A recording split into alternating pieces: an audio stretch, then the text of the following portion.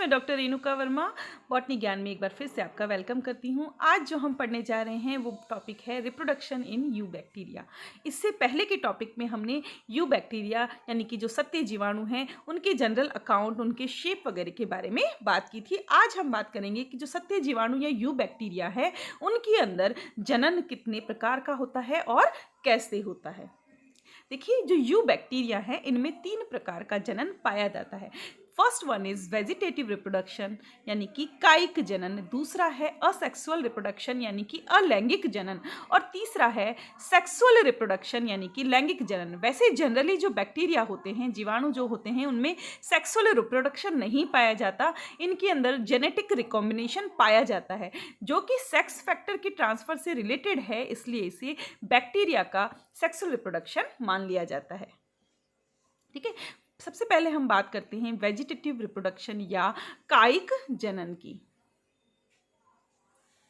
देखिए, सबसे पहले अगर हम बात करें तो जो कायिक जनन है ये 2 प्रकार से होता है। पहला है बाइनरी फिजन जिसे कहते हैं द्विक लयन या द्विक जनन या द्विक संलयन। ठीक है, और दूसरा है बडिंग प्रोसेस यानी कि कलिका निर्माण के द्वारा। ठीक है, तो सबसे पहले हम जो बात कर रहे हैं वो है बाइनरी फिजन यानी कि द्विक संलयन द्वारा, यानी कि जो बैक्टीरिया है वो इस विधि के द्वारा क्या करता है, मल्टीप्लिकेशन करता है, अपनी डॉटर सेल्स का फॉर्मेशन करता है। किस कंडीशन में? जब उसके पास सफिशिएंट अमाउंट में वाटर हो, ठीक है, साथ ही उसे जो न्यूट्रिएंट्स हैं वो इजीली अवेलेबल हों, साथ ही जो टेम्परेचर है वो फेवरेबल हो। तो हम ये कह सकते हैं कि जब फेवरेबल कंडीशंस होती हैं, अनुकूल परिस्थितियां होती हैं, तब बैक्टीरिया जो है वो बाइनरी फिजन द्वारा क्या होता है, बाइनरी फिजन द्वारा तो वो मल्टीप्लाई होता है। बैक्टीरिया में जो डिवीजन होता है उसके अंदर क्या होता है कि जो मदर सेल है, हम बात कर रहे हैं बाइनरी फिजन की, मदर सेल जो है वो लगभग समान आकार की 2 डॉटर सेल्स के अंदर जब कन्वर्ट होती है तो उस प्रोसेस को हम क्या कहते हैं, उस प्रोसेस को हम कहते हैं बाइनरी फिजन या द्विक संलयन। ठीक है, अब बाइनरी फिजन जो है, देखिए मेजेनिक एंड मार्टिनिक ये 2 साइंटिस्ट हैं जिन्होंने माइक्रोकोकस क्रायोफिलस में इलेक्ट्रॉनिक माइक्रोस्कोप का यूज करके इनके अंदर सेल डिवीजन को स्टडी किया था, उस पर अध्ययन किया था। इनके हिसाब से बाइनरी फिजन जो है उसमें कुछ स्टेप्स होते हैं। तो इसका जो पहला स्टेप है वो है डिवीजन ऑफ न्यूक्लियर और जेनेटिक मटेरियल, यानी कि केंद्रकीय या आनुवांशिक पदार्थ का पहले क्या होता है, विभाजन होता है। कैसे होता है आइए देखते हैं। जब एक बैक्टीरिया में द्विक संलयन या बाइनरी फिजन होने वाला होता है तो सबसे पहले बैक्टीरिया क्या करता है, अपने आकार के अंदर वृद्धि करता है, साइज में जो है वो वृद्धि करता है। जब वो अपने साइज में उतनी वृद्धि कर लेता है जितने की डिवीजन के लिए जरूरी है, हम ये भी कह सकते हैं कि वो अपने आकार में कैसा हो जाता है, दुगुना हो जाता है। तो उसके बाद क्या होता है कि जब वो डिवीजन के लिए तैयार हो गया तो जो उसका न्यूक्लियर मटेरियल है, यानी कि जो उसका केंद्रकीय पदार्थ है, जो क्या होता है, बैक्टीरिया में जो न्यूक्लियर मटेरियल है वो एक सर्कुलर डीएनए होता है। ये प्रतिलिपिकृत होता है, यानी कि रेप्लिकेट होकर के 2 डीएनए का फॉर्मेशन करता है। क्यों? क्योंकि यहाँ पर डिवीजन होने वाला है, तो जब डिवीजन होगा तो जाहिर सी बात है डीएनए भी 2 चाहिए होंगे जो दोनों डॉटर सेल्स के अंदर जाएंगे। तो जो डीएनए है वो रेप्लिकेट होता है। उसके बाद क्या होते हैं, ये जो दोनों के दोनों डीएनए सेगमेंट हैं, यानी कि जो दोनों डीएनए यहाँ पर बने हैं वो डीएनए जो हैं वो अलग अलग पोल पे चले जाते हैं, ध्रुव पे चले जाते हैं। ये पोल जो है वो किससे डिसाइड होता है, डीएनए जो बैक्टीरिया है इनके बिल्कुल सेंटर में मीजोसोम होते हैं जो कि मेम्ब्रेन की इनफोल्डिंग द्वारा बनते हैं, कोशिका झिल्ली के अंतर्वलन द्वारा बनते हैं। वो इनका सेंटर पॉइंट होता है जहाँ से क्या शुरू होता है, जहाँ से कॉन्स्ट्रिक्शन या संकुचन शुरू होता है। ठीक है, तो जो डीएनए सेगमेंट हैं वो दोनों कहाँ चले गए, पोल्स पे चले गए। उसके बाद देखिए क्या होता है, ये जो बैक्टीरिया है यहाँ पर हम इसे सेल डिवीजन ना कह के बाइनरी फिजन क्यों कह रहे हैं, उसका रीजन ये है कि सेल डिवीजन में जब एक सेल 2 सेल में डिवाइड होती है तो उस कंडीशन में क्या होता है, स्पिंडल फाइबर का या तर्कु तंतुओं का निर्माण होता है। लेकिन बैक्टीरिया में ये वैसे ही अपोजिट पोल्स पे चले जाते हैं, यहाँ पे कोई भी स्पिंडल फाइबर नहीं बनते। तो बैक्टीरिया में जो इस प्रकार का विभाजन होता है इसे क्या कहते हैं, अमाइटोसिस कहते हैं, जो कि न्यूक्लियर डिवीजन के समय होता है।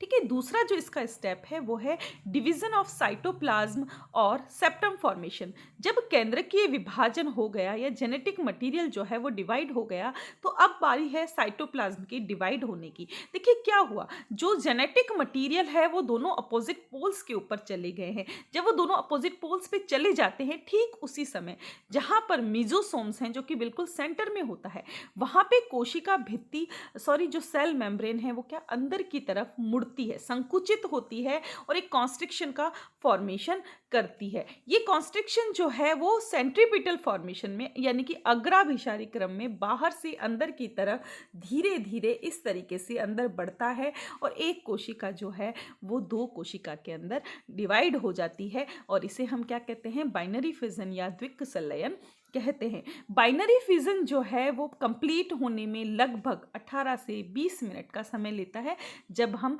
बैक्टीरियल सेल की बात करते हैं। देखिए ये जो चित्र है इससे आप समझ सकते हैं कि बाइनरी फिजन किस तरीके से होता है। देखिए ये एक बैक्टीरियल सेल है जिसे हम पैतृक कोशिका कहेंगे। ये बैक्टीरियल सेल में सबसे पहले क्या हुआ, देखिए जो न्यूक्लियर डीएनए है वो क्या हुआ, उसने अपनी कॉपी बना ली। कॉपी बनाकर ये दोनों जो हैं वो अपोजिट साइड के ऊपर चले गए। जब ये अपोजिट साइड में चले गए, ठीक उसी समय यहाँ पर देखिए सेंटर में लिखा हुआ है मीजोसोम। ये मीजोसोम की जगह से ये कोशिका जो है हल्की सी दोनों तरफ से क्या होती है, संकुचित होती है और ये संकुचन जो है वो धीरे धीरे बढ़कर बिल्कुल सेंटर में आ जाता है और बिल्कुल बीच से एक कोशिका दो बैक्टीरियल सेल में या दो जीवाणु कोशिका के अंदर डिवाइड हो जाती है। तो ये था बाइनरी फिजन या द्विक संलयन। अब हम बात करते हैं बडिंग या कलिका की। जब ये प्रोसेस होती है, जैसे देखिए प्लांट्स के अंदर जब बडिंग होती है तो क्या होता है कि एक कोशिका का जो साइटोप्लाज्म है वो एक साइड चला जाता है और वहाँ से बड का फॉर्मेशन होता है। ठीक इसी तरीके से बैक्टीरिया में क्या होता है, जब ये प्रोसेस होती है तो जहाँ पर बड का फॉर्मेशन होना होता है, जहाँ कलिका निर्माण होना होता है, वहाँ पर क्या होता है, वहाँ की जो कोशिका भित्ति है या सेल वॉल है उसकी जो थिकनेस है यानी कि उसकी जो मोटाई है वो वहाँ से थोड़ी थोड़ी कम होने लग जाती है। जब वहाँ की मोटाई या थिकनेस जो है कम हो जाती है तो ठीक उसी समय वहाँ पर एक साइटोप्लाज्मिक आउटग्रोथ, हिंदी में कहेंगे कोशिका द्रव्यी बहिर उपांग, ठीक है। तो एक साइटोप्लाज्मिक आउटग्रोथ जो है वहां पर बनेगी जो कि एक पतली झिल्ली से कवर होती है, वो वहां पर बन गई, कलिका की तरह बन गई। ये जो बड फॉर्म हुई है इसके अंदर जेनेटिक मटेरियल भी होता है और जब इसके अंदर जेनेटिक मटेरियल भी होता है तो हम इसे क्या कहते हैं, बड कहते हैं। लेकिन तब इसे हम बड कहेंगे जब ये अपने आकार के अंदर वृद्धि कर लेगी। जब ये अपने आकार में सफिशिएंट वृद्धि कर लेती है तब क्या होती है, ये पेरेंट सेल से अलग हो जाती है और बाद में जब भी कंडीशंस जो हैं अनुकूल होती हैं, फेवरेबल होती हैं, उन कंडीशन में ये जो है पेरेंट के साइज की हो जाती है। ऐसा जो जनन है वो पाया जाता है हाइपोमाइक्रोबियम के अंदर। यानी कि अगर आपसे कोई ये पूछे कि बैक्टीरिया में होने वाले वेजिटेटिव रिप्रोडक्शन में बडिंग का एग्जाम्पल बताइए तो वो है हाइपोमाइक्रोबियम, ठीक है। ये देखिए बडिंग प्रोसेस यहाँ पर समझाई गई है। ये जो है फर्स्ट वन जो है वो क्या है, ये एक सिंपल बैक्टीरिया है। इसमें सबसे पहले जहाँ पर बड बननी होती है वहाँ की भित्ति जो है वो कैसी हो जाती है, सेल वॉल वहाँ की पतली होती है और देखिए यहाँ ऊपर इस तरीके से हल्की सी बड का फॉर्मेशन हुआ है। फिर वहाँ पर क्या बनता है, हाइफा बनता है। इस हाइफा के थ्रू जेनेटिक मटेरियल जो है वो पैतृक सेल से कहाँ जाएगा, बड में जाएगा, ठीक है। बड में चला जाएगा और बाद में कहाँ से वो डिटैच होगी, जो हाइफा है उस हाइफा वाले भाग से जो है वो अलग हो जाएगी और एक सेल जो है वो दो जीवाणु कोशिका के अंदर डिवाइड हो जाएगी, ठीक है। अब बात करते हैं हम असेक्सुअल रिप्रोडक्शन यानी कि अलैंगिक जनन की। यहाँ पर जो इम्पॉर्टेंट पार्ट है वो है एंडोस्पोर फॉर्मेशन। वैसे जो अलैंगिक जनन या असेक्सुअल रिप्रोडक्शन है ये बैक्टीरिया में दो प्रकार का होता है। यहाँ हम यू बैक्टीरिया की बात कर रहे हैं। ये है endospore formation and conidia formation, ठीक है। एंडोस्पोर पे काफ़ी क्वेश्चंस आते हैं तो हमें पता होना चाहिए कि एंडोस्पोर क्या है। एंडोस्पोर जैसे कि इसका नाम है वैसे ही ये क्या है, ये एक तरीके से बैक्टीरिया के स्पोर है, जीवाणु के स्पोर हैं जो कि बीज जैसी संरचना होती है। देखिए बीज में क्या होता है, बीज में भ्रूण होता है जो नए पादप के निर्माण में सक्षम होता है ना। ठीक उसी तरीके से जो एंडोस्पोर है उसमें बैक्टीरिया का, या हम कह सकते हैं कि नए बैक्टीरिया के जन्म लेने के लिए जो चीज़ें रिक्वायर होती हैं वो सब उसके अंदर होती है। तो ये भी बीज जैसी या सीड लाइक स्ट्रक्चर होता है। ये जो है ये बहुत ही उच्च प्रतिरोधी होते हैं, ठीक है। मतलब ये सिर्फ इसीलिए बनते हैं जब प्रतिकूल कंडीशन होती है और वहाँ पर जल की कमी होती है, उस कंडीशंस में ये बनते हैं। तो ये बड़े से बड़े एनवायरमेंट स्ट्रेस को झेल सकते हैं, जल्दी से नष्ट नहीं होते। एंडोस्पोर जो हैं वो बैक्टीरिया के जीवित रहने के लिए सारी की सारी जो पॉसिबल कंडीशंस हैं उनको फॉर्म करते हैं, ठीक है। अब या तो ये किसी भी कंडीशन से नहीं मरते,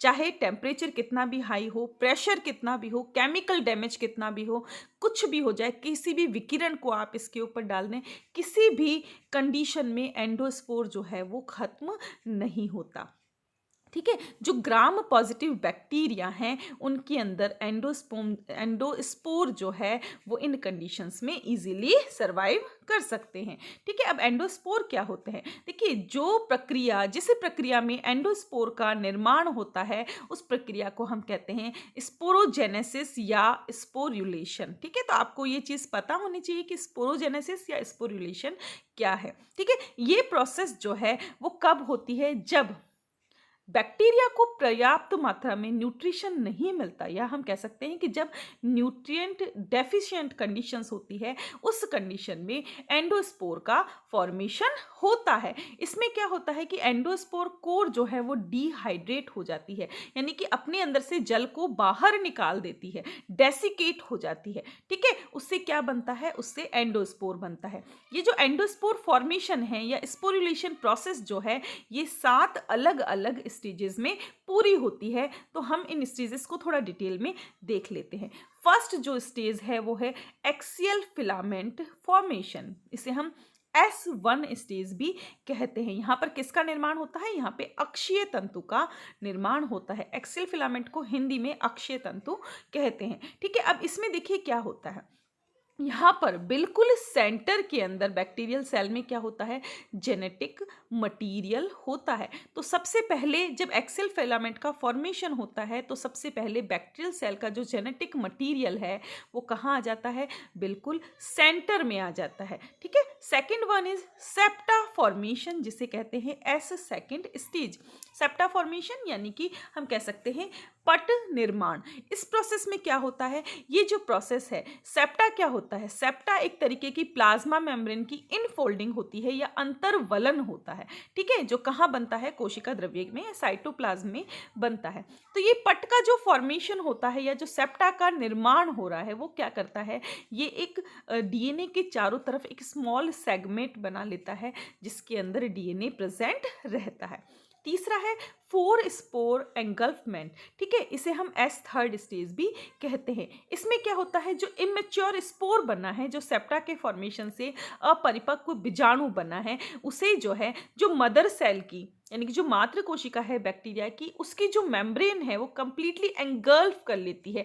एंगल्फ करने का मतलब होता है निगलना, मतलब कि हम ये कह सकते हैं कि उसके चारों तरफ जो मातृ कोशिका की सेल मेम्ब्रेन है वो कंप्लीट एक आवरण या कवरिंग बना लेती है, ठीक है। इससे क्या होता है, इससे जो स्पोर है उस पे 2 प्लाज्मा मेम्ब्रेन प्रेजेंट हो जाती है। एक प्लाज्मा मेम्ब्रेन तो इस स्पोर की खुद की है और जो दूसरी प्लाज्मा मेम्ब्रेन है वो कौन सी है, दूसरी प्लाज्मा मेम्ब्रेन जो मदर सेल है उसकी प्लाज्मा मेम्ब्रेन है, जो उसकी चारों तरफ कवरिंग के रूप में पाई जाती है, ठीक है। इसके बाद फोर्थ जो है वो है कॉर्टेक्स फॉर्मेशन यानी कि वलकुट निर्माण, इसे S4 स्टेज भी कहते हैं। देखिए जो इनर मेम्ब्रेन स्पेस है जो कहाँ किस में प्रेजेंट है, दोनों झिल्लियों के बीच का जो अवकाश है उसके अंदर कॉर्टेक्स का निर्माण होता है। इस स्टेज में जो है वो क्या होता है, इस स्टेज के अंदर जो डिपिकोलिनिक एसिड है और कैल्शियम जो हैं ये जो हैं वो बहुत अधिक मात्रा में निर्मित होते हैं, ऐसा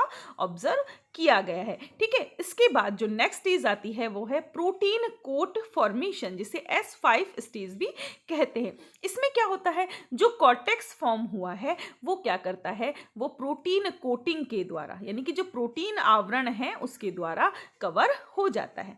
next one is spore maturation, या हम इसे बीजाणु परिपक्वन अवस्था भी कह सकते हैं, और इसे S6 स्टेज भी कहते हैं। इस स्टेज में देखिए क्या होता है, जो सेल है वो उपापचयी रूप से असक्रिय हो जाती है। हम कह सकते हैं मेटाबॉलिकली जो सेल है वो कैसी हो जाती है, इनएक्टिव हो जाती है, और फिर ये धीरे धीरे कैसी हो जाती है, डिहाइड्रेटेड, यानी कि अपने अंदर से पानी को या जल को बिल्कुल बाहर निकाल देती है। And last one is enzymatic destruction, या एंजाइमेटिक डिस्ट्रक्शन को हम क्या बोलते हैं, S7 स्टेज कहते हैं, जो एंडोस्पोर फॉर्मेशन की लास्ट स्टेज है। इसमें क्या होता है कि एंडोस्पोर जो हैं वो अपने अंदर से सारे के सारे जो एंजाइम हैं उन्हें डिस्ट्रक्ट कर देता है, और इससे क्या होता है कि जो एंडोस्पोर है वो अकेली संरचना बन जाती है, बाहर मदर सेल के जो भी रेजिड्यू है, अवशेष जो हैं वो धीरे धीरे खत्म हो जाते हैं। ठीक है, आप इस डायग्राम से इजीली समझ सकते हैं कि एंडोस्पोर का फॉर्मेशन कैसे होता है।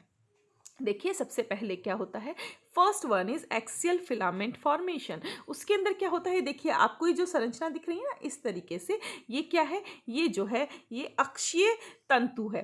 ठीक है, इसके बाद क्या होता है, यहाँ पर सेप्टा का फॉर्मेशन होता है। अक्षीय तंतु से क्या हुआ कि जो डीएनए है वो आधा आधा बट गया। ठीक है, बटने के बाद यहाँ पर जो है ये छोटा सा सेप्टा बन गया। ये सेप्टा बनने का मतलब ये होता है कि यहाँ पर क्या निर्माण होगा, एंडोस्पोर का निर्माण होगा। अगली प्रोसेस में देखिए क्या होता है, जो मदर सेल की जो मेम्ब्रेन है, ये मेम्ब्रेन क्या करती है, पूरी इसको चारों तरफ से क्या कर लेती है, कवर कर लेती है, निगल लेती है। नेक्स्ट में क्या होता है, इसके चारों तरफ जो मदर सेल है इसके चारों तरफ ये जो रेड कलर का आपको पार्ट दिखाई दे रहा है, ये क्या है, ये कॉर्टेक्स है। यहाँ पर जो है कॉर्टेक्स का फॉर्मेशन होता है, और ये कॉर्टेक्स धीरे धीरे पूरे आवरण के चारों तरफ आ जाता है, जिसे क्या कहते हैं, इसे हम एक्सोस्पोरियम कहते हैं। नेक्स्ट स्टेज में देखिए क्या होता है कि जो झिल्ली है उसके चारों तरफ आप देखेंगे तो ये रेड कलर की एक कवरिंग सी दिखाई दे रही है, जो कॉर्टेक्स की वजह से बनी है। ठीक है, इसके चारों तरफ जो है प्रोटीन जो है वो एक अपना आवरण बना लेता है। तो जब ये सारी प्रोसेस होती है तो लास्ट में क्या होता है कि जो मदर सेल की जो झिल्ली और ये वॉल वगैरह जो बची है, ये सब जो है डिस्ट्रक्ट हो जाती हैं, नष्ट हो जाती हैं, और जो अंदर एंडोस्पोर था वो क्या हो जाता है, रिलीज हो जाता है। तो थ्योरी आपको समझ आए नहीं आए, अगर आप ये डायग्राम इजीली देखेंगे, अच्छे से समझेंगे, तो आपको समझना बहुत ही इजी होगा कि एंडोस्पोर का निर्माण जो है वो एक बैक्टीरियल सेल में कैसे होता है। ठीक है, एंडोस्पोर जो हैं वो बहुत ही उच्च प्रतिरोधी होते हैं डेसिकेशन टेम्परेचर पर। डेसिकेशन टेम्परेचर क्या होता है, डेसिकेशन टेम्परेचर वह ताप होता है जिसपे कोशिका में जितना भी जल है, जितना भी वाटर है, वो कंप्लीटली रिमूव हो जाता है। और ये टेम्परेचर कितना होता है, ये होता है 100 डिग्री सेल्सियस। और साथ ही साथ एंडोस्पोर जो है वो रसायन के प्रति, यानी कि केमिकल के प्रति भी रेजिस्टेंट होते हैं। ठीक है, जो एंथ्रेक्स बैक्टीरिया हैं, इनके जो स्पोर हैं वो शुष्क उष्मा, यानी कि जो ड्राई हीट है उस पर, ड्राई हीट कितनी, 140 डिग्री सेल्सियस, यानी कि लगभग 140 डिग्री सेल्सियस पर एंथ्रेक्स बैक्टीरिया के जो स्पोर हैं वो 3 घंटे तक जीवित रह सकते हैं। ठीक है, और इन्हें कैसे मारा जा सकता है, इन्हें अगर हम 100 से 120 डिग्री सेल्सियस की मॉइस्ट हीट दे दें, नम उष्मा अगर हम इसे दे दें 10 मिनट के लिए, तो ये जो है वो मर जाते हैं। ठीक है, जो कायिक कोशिका है वो 60 डिग्री सेल्सियस का ताप अगर 10 मिनट तक दिया जाए तो वो मर जाती हैं। ठीक है, प्रत्येक जो एंडोस्पर्म है उनकी खुद की क्या होती है, सेल मेम्ब्रेन होती है, और उसके अलावा वो 4 अलग अलग लेयर्स के द्वारा कवर होता है। ठीक है, ये एंडोस्पोर का डायग्राम है। ठीक है, अगर आप अंदर से बाहर चलते हैं तो सबसे अंदर क्या है, सबसे अंदर जो प्रेजेंट होता है वो होता है स्पोर साइटोप्लाज्म, यानी कि बीजाणु का कोशिका द्रव्य। बीजाणु कोशिका द्रव्य के ऊपर प्लाज्मा मेम्ब्रेन, यानी कि प्लाज्मा झिल्ली, उसके ऊपर सेल वॉल, यानी कि कोशिका भित्ति, देन कॉर्टेक्स, उसके बाद स्पोर कोट यानी कि बीजाणु आवरण, एंड लास्ट वन इज एक्सोस्पोरियम यानी कि बाह्य बीजाणु आवरण। ठीक है, उसके बाद देखिए bacterial cell wall, bacterial plasma membrane and bacterial cytoplasm. तो यहाँ पे एंडोस्पोर कौन सा है, ये वाला जो पार्ट है ये एंडोस्पोर है, और ये अभी मात्र कोशिका के अंदर ही है।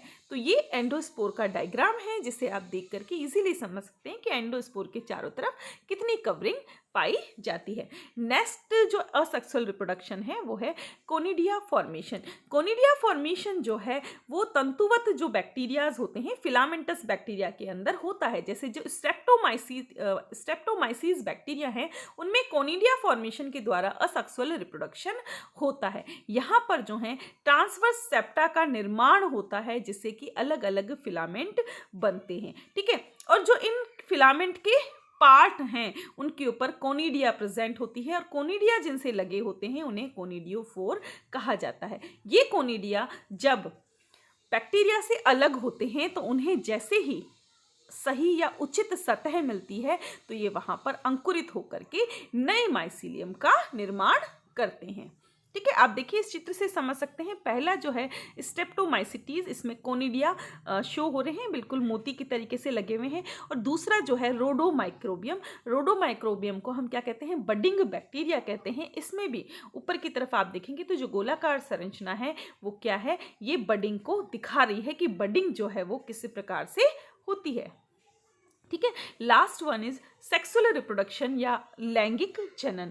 देखिए वैसे जो बैक्टीरिया हैं इनके अंदर लैंगिक जनन नहीं होता, क्योंकि इनके अंदर संलयन या सिनगेमी जो है वो एब्सेंट होती है। इनमें मियोसिस भी एब्सेंट होता है, लेकिन यहाँ पर जेनेटिक मटेरियल का ट्रांसफर एक कोशिका से दूसरी कोशिका में हो रहा है, इसीलिए हम इसको सेक्सुअल रिप्रोडक्शन मान सकते हैं। लेकिन एक्चुअली ये सेक्सुअल रिप्रोडक्शन नहीं होता, ये होता है जेनेटिक रिकॉम्बिनेशन, जो किसमें होता है, जो कि बैक्टीरिया में होता है। सेक्सुअल रिप्रोडक्शन है जो बैक्टीरिया में होता है, इसको सबसे पहले लेडरबर्ग एंड टाटम ने ई कोलाई के अंदर इसको डिस्कवर किया था। जो सेक्सुअल रिप्रोडक्शन है ये 3 मेथड से होता है, ट्रांसफॉर्मेशन यानी कि रूपांतरण, कंजुगेशन यानी कि संयुग्मन, एंड ट्रांसडक्शन यानी कि अतिक्रमण। इनके द्वारा ये जो प्रोसेस है वो कंप्लीट होती है। मेरे ऑलरेडी 3 वीडियोस जो हैं इन प्रोसेस के ऊपर आ चुके हैं, मैं जो है इसका लिंक डिस्क्रिप्शन में भी दे दूंगी, या मैं इसकी मैंने एक प्लेलिस्ट तैयार की है, उस प्लेलिस्ट का लिंक जो है मैं दे दूंगी, और साथ ही साथ आई बटन में भी मैं उसको दे दूंगी, ताकि आप इन तीनों प्रोसेसेस को अच्छे से समझ सकें। तो आज का जो हमारा टॉपिक है वो यहीं पे कंप्लीट होता है। मिलते हैं नेक्स्ट लेक्चर में, तब तक बने रहिए मेरे साथ। Thanks for watching and stay tune to botany Gyan for more informative videos. Please like, share and subscribe my channel, and please bell button दबाना ना भूलें, ताकि मेरे वीडियोस की नोटिफिकेशन जो हैं वो जल्द से जल्द आपको प्राप्त हो सके। Thank you.